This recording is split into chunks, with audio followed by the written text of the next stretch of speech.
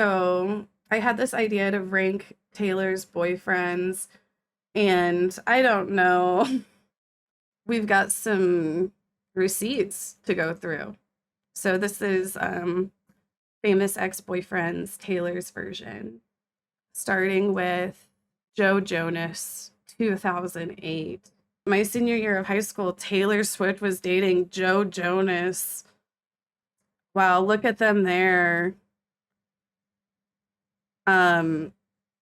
Hold on, let me pull up the notes that the gays made for me.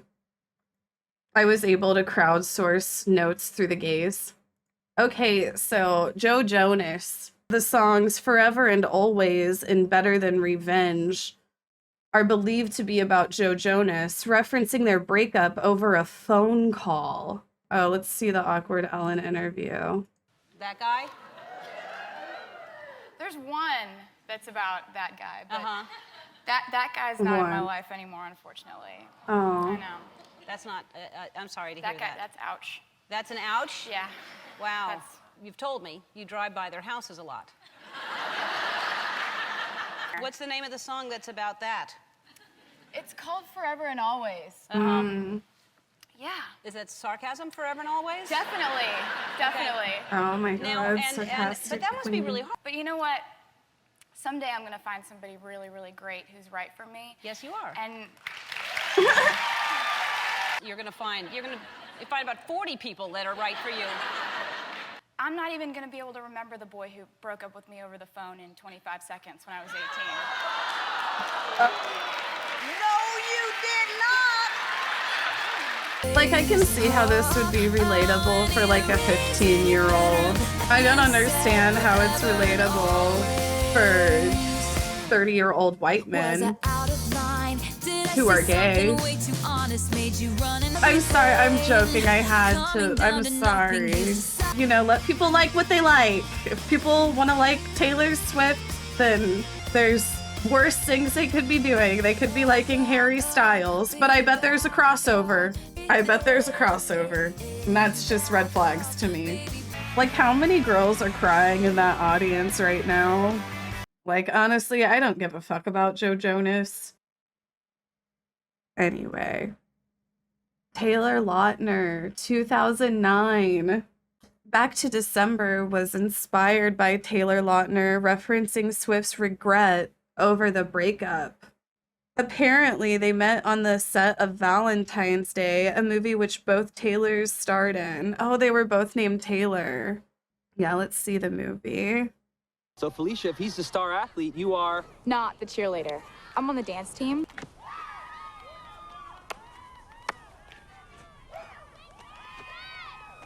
Don't hurt yourself. Oh. Oh my God, the chemistry. Oh my gosh, I totally love him. And I'm crazy about her. The rumors really picked up after the 2009 VMA Kanye incident where Taylor Lautner presented the award. Honestly, they look very in love, don't they? Or lust. You can see the lust in his eyes. Taylor Lautner might be one of my tops for as far as, and I know a lot of you would get topped by him, and I don't want to hear it. But he would be maybe even one of my tops for the tier list. Like, he was kind of just like a take your shirt off and shut up. And I like that. This is my swallowing my pride, standing in front of you saying I'm sorry for. Honestly, that Taylor Lautner might have been the best man that she ever chose. Because I feel like it only goes downhill from here. Next. John Mayer. Like, how much older is he than her? Like, what is this? Like, what was the age difference? Tuesday, December 13th may be the lamest day of the year conceptually. Oh my God, is that Taylor's birthday? Honestly, that's just like kind of trashy. Honestly, this may be too much reading for me. Some fans may not remember, but a few years after Dear John was released, John did something very few of Taylor's exes have done. He spoke out about the song. In 2021, John spoke about the Framing Britney Spears documentary, with many fans taking the opportunity to point out some of his past mistakes with exes like Taylor and Jessica Simpson, how he contributed to the ongoing narrative about Taylor being boy obsessed and crazy for writing songs about her relationships. It was 4 years later that he fucking tweeted this? What a fucking, oh my god. She's calling out his controlling, manipulative behavior. She kind of cleared him with this. Like, he might be bottom tier for me. Okay, the next. Like, he had to have been quite a bit older than her, too. Jake Gyllenhaal in 2010. But I kind of love Jake Gyllenhaal. Like, what was the age difference? The Last Time, believed to be about Jake Gyllenhaal describing a tumultuous relationship. We are never ever getting back together. Inspired by an on-again, off-again relationship, speculated to be with Gyllenhaal. All Too Well, widely speculated to be about Jake Gyllenhaal, detailing their brief relationship and breakup. These two also had a significant age gap, which played into part of their breakup. It's rumored he only dates women half his age, like Leonardo DiCaprio. Oh no, not another one. You said if we had been closer in age, maybe it would have been fine, and that made me want to die. And I was never good at telling jokes, but the punchline goes, I'll get older, but your lovers stay my age. In the song All Too Well, Taylor sings about leaving a scarf at his sister Maggie Gyllenhaal's house. Oh, he still has the scarf? That's the scarf. TaylorSwiftStyle.com. Honestly, like, I'm gonna have to rank Jake Gyllenhaal even lower on the fucking list, because it's like, this song sucks. There's the scarf. Is that a reference to the scarf?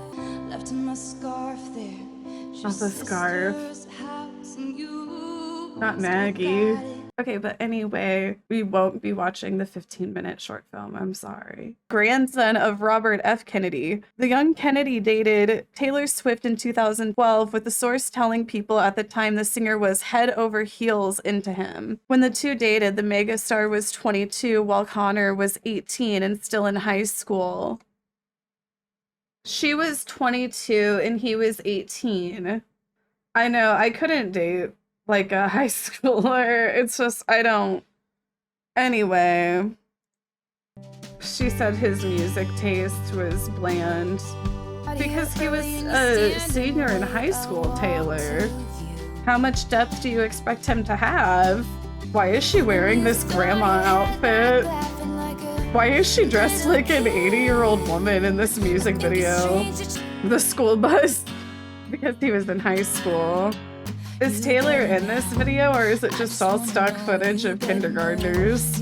This Connor Kennedy just seems very boring. And even the songs that she wrote about him were boring. Uh-oh. Of course they dated.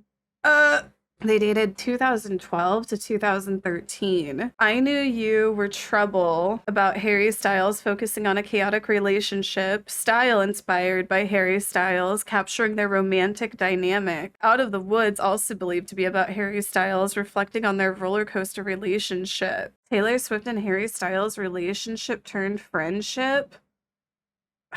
They met backstage at the Kids' Choice Awards. I hate that outfit for her. Like, what is this? Where's Waldo? I'm sorry, who put her in that? She really did wear a lot of scarves, didn't she? Okay, and then they went to the music video awards separately, so. So yeah, that's Harry. Next, Calvin Harris. And Calvin Harris had to have been a bit older too, right? Like, how fucking old is Calvin Harris? I don't even know. They co-wrote this song, which eventually sung by Rihanna, featuring Taylor's backing vocals. This Is What You Came For? Oh, he's only 5 years older. Oh, okay. I don't know why. I just am like, for some reason I thought Calvin Harris was like Leonardo DiCaprio aged or some shit.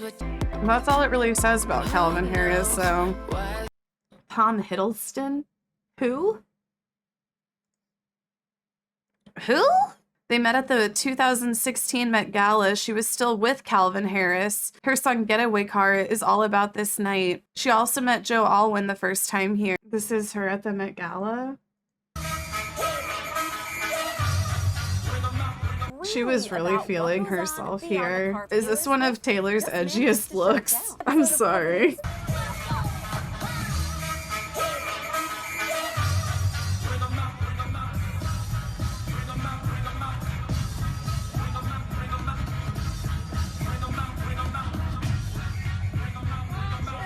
Okay, so a month after that is when her and Calvin Harris broke up. Later, photos came out of her and Tom kissing in Rhode Island. Oh no.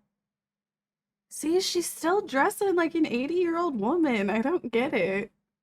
Not a lot of juicy info here other than dinner dates and flying to see each other. They broke up in September 2016. So she was using her jet to see him. They were using the jet to just go like, you know, an hour. They were doing those 10-minute jet flights. This is whenever Taylor was really doing a lot of carbon emissions. It was a long distance relationship. Okay, so now we are finally on to Joe Alwyn, which was Taylor's longest relationship, which did just end. They met at the 2016 Met Gala, where she first met Tom. Okay, so Taylor was trying to be really private about this relationship. This is one of the first pics. Oh my god, the paparazzi got him. Most recently, Joe wrote on the Folklore and Evermore albums under a pseudonym. He actually won a Grammy because Folklore won Album of the Year, so thanks to Taylor, he's a Grammy winner. Fast forward to 2023, last candid of them together. We still get no tea or anything. He is not at any of Taylor's shows, and reports come out that they have broken up. He couldn't handle the fame, reports say, and they have had rough patches and worked through them, but not anymore. This is where they were last seen together. He looks like Soda Pop in there, doesn't he? Kind of. This is whenever Taylor was starting to get edgy. She was getting out of the dressing like an 80-year-old woman phase. Okay, I've heard enough. Like, honestly, that's gonna be points against Joe for that song. So let's get down to it. It's time to rank. So I guess I'll go from worst to best. So for me, I would have to say in the bottom, going off of everything that I've learned, I would have to say in the bottom would be honestly John Mayer. Yeah, Taylor really sold me on him being a piece of shit through her music. And I'm not even a fan. Like, I'm not even a big fan or anything, but she really sold me on it. Next, okay, Tom Hiddleston is the guy that she met at the Met Gala. God, who is... I have to think on this one. Is Tom Hiddleston... That's... He was doing the awful dancing with her. I feel like I would have to say Tom Hiddleston next. I don't know. I just don't like the guy. Well, actually, would it be more like the bad blood tier, right? Yeah, the bad blood tier. As far as blank space, I would just have to say Connor Kennedy, because to me, it's just like he is a blank space. Like, Taylor, you were dating a high schooler. What were you thinking? Like, he just seemed very boring. And then I would have to say the other blank space to me is Calvin Harris. He seems like a default NPC to me. See, this is honestly, like, I cannot stand Harry Styles. I'm sorry. I would have to say Harry Styles would be next in the Speak Now tier with Jake Gyllenhaal. Like, just very, well, fuck. I guess I would have to put Joe Jonas in here, too. Like, I hate to move Harry Styles up. Joe Jonas broke up with her over the phone. I think maybe we'd have to put Harry Styles there, I guess. And honestly, like, I have to say, like, I think that Joe Alwyn was maybe just boring to her or something. You know, the fame was too much for him. He just wasn't ready to live that fast-paced lifestyle. And I'm like, well, fuck that. Like, are you kidding? If I had that fucking Taylor Swift money, I'd be living the fucking life. We'd be fucking jet planing everywhere. Fuck it. You know? Like, I think that Taylor Lautner was, like, the real love story. Did you see the chemistry in that film? Like, I think Joe Alwyn was maybe just boring to her. Jake and Tom should be switched. Yeah, I guess so. But honestly, like, just leave them all there, I guess. Yeah, like, I guess that. I don't know. I just, like, honestly, I don't really agree with Taylor's taste in men. Like I said, like, I would honestly put them all in bottom tier, but this is, like, Taylor's tier. So it's like I'm trying to, like, respect her decisions. Yeah, and it gets worse. Like, I'm sorry, but, like, it gives, like, Joe Jonas but 50. Like, like, I'm sorry, Swifties. Like, this is your new dad. Like, Ugh. This is my tier list of Taylor Swift exes. I hope you guys enjoyed putting the tier list together. I do tier lists on Friday, so tune in on Friday because we do tier lists sometimes. What else do I have to say? I hope this wasn't offensive to anyone. I know that there were rude people, but I wasn't one of them.